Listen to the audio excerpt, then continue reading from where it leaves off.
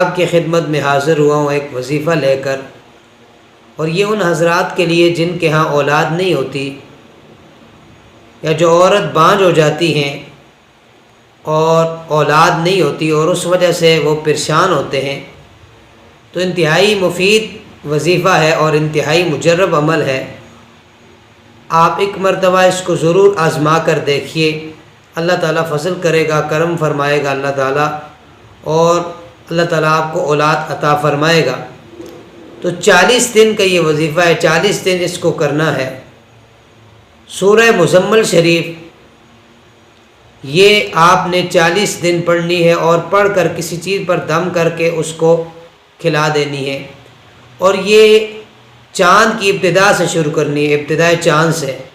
اور فجر کی نماز کے بعد اس کو پڑھنا ہے، اور یہ پڑھ کر ایک مرتبہ روزانہ